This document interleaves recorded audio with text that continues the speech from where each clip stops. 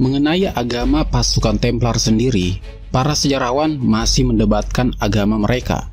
Walaupun mereka ikut berjuang membela kepentingan Kristendom bersama-sama dengan Raja Richard the Lionheart, tetapi agama atau lebih tepatnya kepercayaan mereka masih sangat diragukan. Terlebih diperoleh catatan tentang pengakuan seorang ksatria yang berkata, "Kalian telah mempercayai yang salah, sebab dia, Kristus, hanyalah nabi palsu. Berimanlah hanya kepada Tuhan di surga dan bukan kepada dia, Kristus. Jangan beriman kepada seorang yang bernama Yesus, yang disalib orang Yahudi di Outremer, tanah yang menghadap ke laut atau Yerusalem. Dia bukan Tuhan dan tidak akan menyelamatkan kamu." Sikap yang bermusuhan dari kerajaan dan gereja Kristen kepada ksatria Templar, bahkan sejak Demolay yang merupakan anggota tingkat Grandmaster atau pimpinan tertinggi mereka dibakar hidup-hidup, pihak ksatria semakin menampakkan wujud aslinya yang anti agama, utamanya agama Kristen. Mereka pun semakin anti-Kristen. Para ksatria Templar tersebut beragama secara mistik, bahkan menyembah setan yang mereka anggap merupakan dewa penolong dan yang akan melahirkan kekuatan serta kemakmuran. Pokoknya, mereka memutarbalikkan segala ajaran serta norma-norma yang berlaku, serta menafsirkan Alkitab menurut semangat mistik mereka atau okultisme.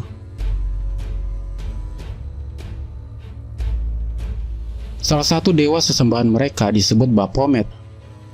Ada beberapa orang yang menafsirkan Baphomet sebagai pengaruh dari perang salib, di mana para ksatria Templar merasa kagum dengan ajaran Nabi Muhammad, ajaran Islam, kemudian menjadikan nama Muhammad sebagai nama dari sesembahan mereka. Sehingga kata Baphomet merupakan nama yang terinspirasi dari Muhammad atau Abu Fuhamed, yang artinya Bapak Kebijaksanaan. Mereka merasa yakin dengan alasan tersebut dikarenakan nama Baphomet baru dikenal setelah Perang Salib.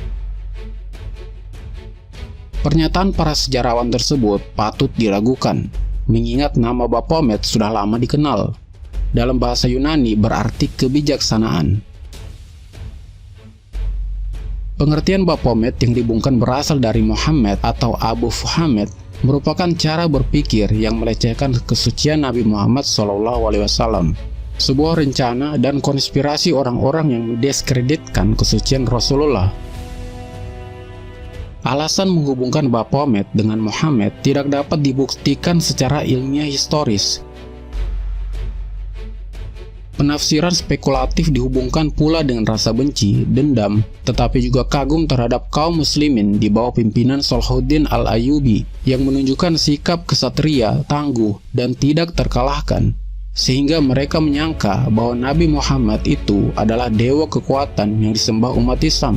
Tentara Templar itu melihat para tentara Islam di bawah pimpinan Salahuddin Al-Ayyubi yang membawa panji dan bendera yang berlambangkan bulan bintang, kemudian menyangka bahwa panji-panji itu beserta Nabi Muhammad merupakan dewa-dewa kemenangan umat Islam.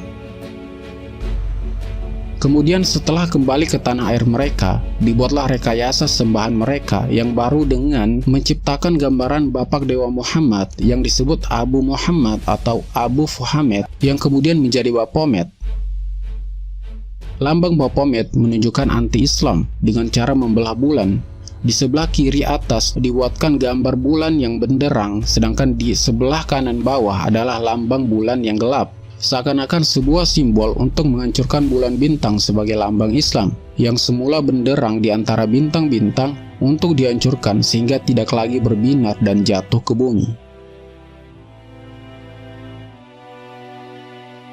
Kita tidak ingin mengulas lebih mendalam tentang makna Baphomet sebagai sesembahan agama kaum Templar tersebut, karena jelas di dalam nuansa batinnya terdapat rasa benci, dendam, dan kagum yang bercampur baur akibat kekesalan mereka melihat kenyataan kekalahan prajurit pilihannya oleh umat Islam yang sederhana dan berasal dari gurun pasir, yang mereka anggap tidak mempunyai pengetahuan berperang serta primitif.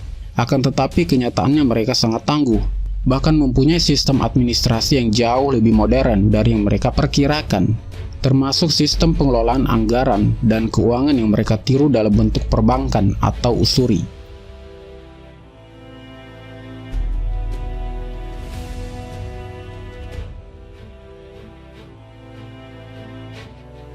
Apapun ulasan para sejarawan itu, yang pastinya Baphomet merupakan berhala yang merepresentasikan semangat setan.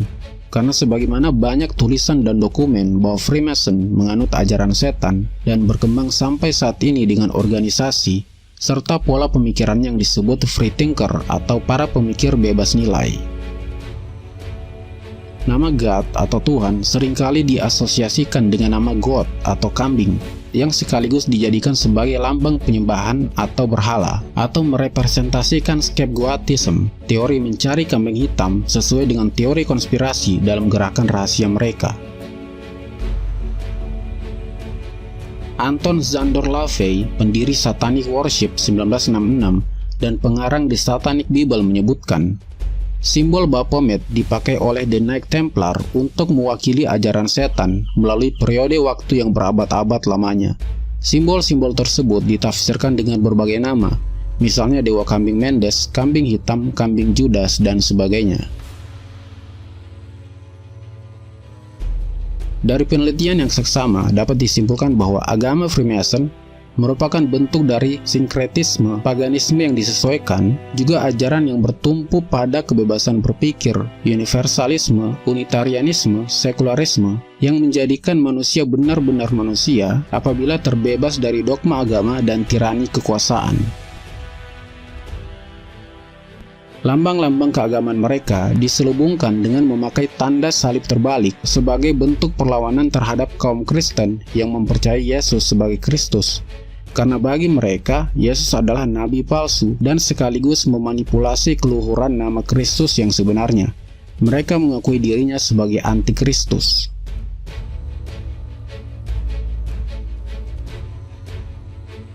Dalam abad modern ini, mereka mendakwahkan keyakinannya secara lebih rasional dan memanfaatkan berbagai sarana komunikasi dengan sasaran utamanya para pemuda dan tokoh masyarakat sebagai juru bicaranya.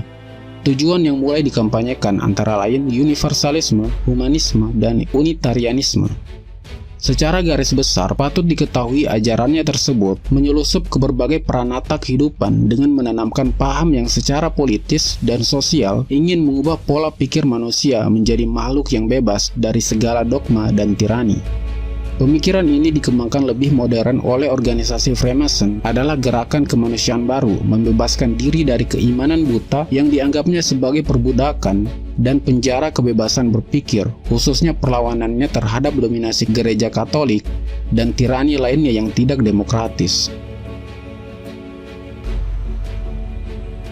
Nama Freemason sebagai organisasi modern diduga secara resmi mulai dipakai pada tahun 1673 dengan jumlah anggota rahasianya 27 orang.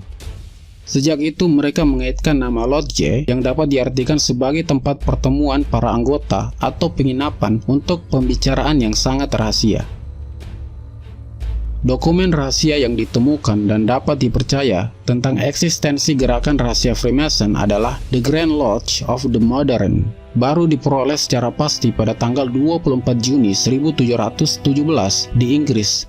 Sejak saat itu, gerakannya semakin pesat setelah Duke of Sussex menjadi anggota pada tingkatan Grandmaster dan melepaskan segala atribut keterkaitannya dengan gereja Kristen, sekaligus memberikan aspirasi tentang paham Freemason yang bersifat universalis.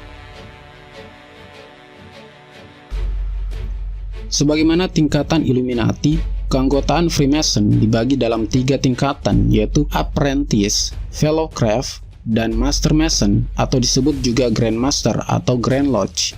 Setiap tingkatan harus mengikuti berbagai program, yaitu indoktrinasi, sumpah keanggotaan, dan ritus tertentu yang biasanya memakan waktu 2 tahun. Keanggotaannya sangat selektif, dan hanya orang-orang yang dianggap sebagai the good man, orang hebat, yang paling pantas untuk menjadi anggota rahasia mereka. Pada saat ini, perkembangan Freemason sudah merambah ke seluruh pelosok dunia. Pusat kegiatannya di samping di beberapa kota besar di Amerika, misalnya New York, juga di Eropa yang berpusat di Jenewa, Paris, dan London.